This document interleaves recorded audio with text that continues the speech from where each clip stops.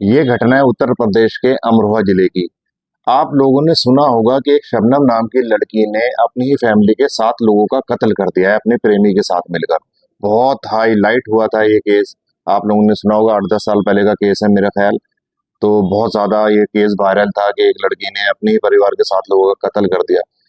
उसमें एक कहानी, रोचक कहानी है, निकल के आती है। और मुझे लगता है कि आप लोगों को सुनाना चाहिए ये मामला जो भी है। एक उस्मान सैफी नाम के एक शख्स हैं जो कि बहुत शानदार व्यक्ति हैं। मैं उनको जानता हूँ सोशल मीडिया के माध्यम से। और वो एक यूट्यूब चैनल भी चलाते हैं, बहुत सक्सेसफुली यूट्यूब चैनल चलाते हैं।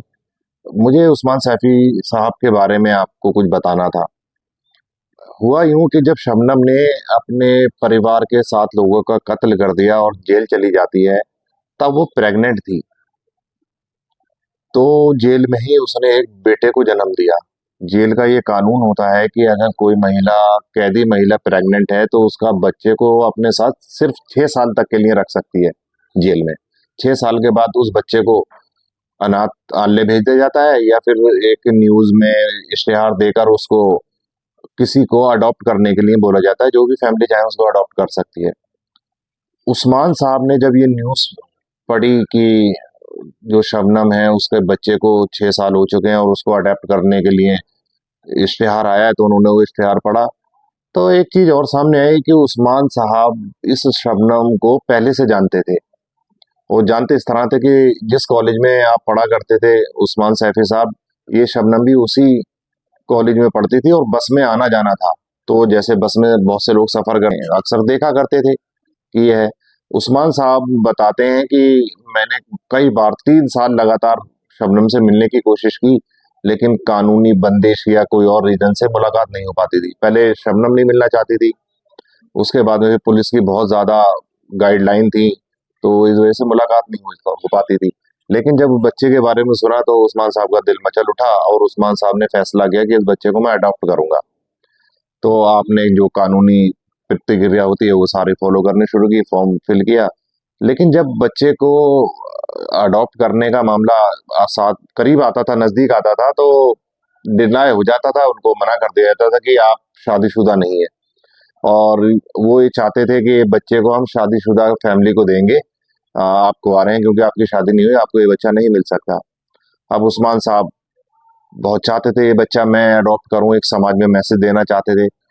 तो उन्होंने आनन फानन में जल्दी शादी करने के लिए कोशिश की।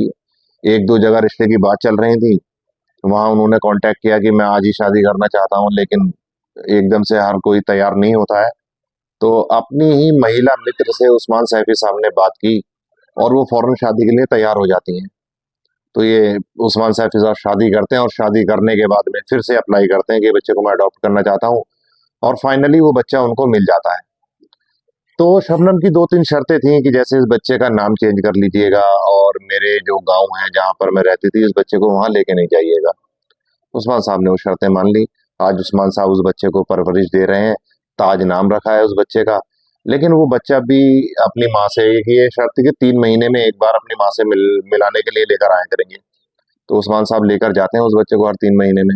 अब बच्चा 14 या 15 साल का हो चुका है, तो वो चाहता है कि उसकी माँ आजाद हो जाए। राष्ट्रपति को बच्चे ने कई बार लिखा, चिट्ठी लिखी कि मेरी माँ को माफ कर दिया जाए। हालांकि ये बड़ी लंबी प्रतिक्रिया है, कानून तो अपने हिसाब से काम करता है। अब दया याचिका देना या न देना ये तो राष्ट्रपति जी के हाथ में है। लेकिन उस्मान साहब ने जो ये काम किया है, मैं बहुत सराहना करता हूँ इस काम की। मैं सलाम करता हूँ उस्मान साहब को, उस्मान साहब के जज्बे को, उनकी वाइफ को खासकर, क्योंकि एक महिला। अच्छा, एक चीज और है कि उस्मान साहब और उनकी जो पत्नी है दोनों ने मिलकर ये फैसला किया कि हम अपना खुद का बच्चा पैदा नहीं करेंगे। उसकी वजह यह है कि कहीं ऐसा ना हो कि हमारा बच्चा हो जाए और हमारा ध्यान इस ताज की तरफ, जो बच्चा शबनम का है उसके बच्चे की तरफ हमारा ध्यान तवज्जो कम ना हो। तो कितनी बड़ी बात है उस्मान साहब की, कितनी बड़ी कुर्बानी है उनकी पत्नी की कि दोनों ने ये फैसला किया कि हम इस बच्चे को, अपने बच्चे को जन्म नहीं देंगे। और जबकि मैं समझता हूँ, आप भी जानते होंगे कि एक महिला जब तक पूरी नहीं हो जाती है, कि जब तक उसको बच्चा पैदा ना कर ले, संपूर्ण महिला वही कहलाती है हमारे समाज में।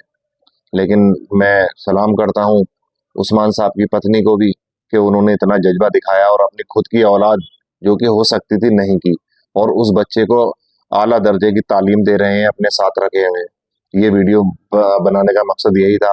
हालांकि उस्मान साहब को आप सब जानते होंगे, बहुत फेमस यूट्यूबर हैं, लाखों उनके सब्सक्राइबर हैं और मिलियंस व्यूज आते हैं। मैं भी उनका एक फॉलोवर हूँ और मुझे उनकी ये बात ने बहुत मुतासिर किया और मेरा दिल हुआ कि मैं वीडियो बनाऊं और उस्मान साहब के प्रति अपनी संवेदना बताऊं कि मैं आपसे प्यार करता हूं। और आपको मैंने जब ये आपके बारे में जाना तो मुझे बहुत खुशी हुई।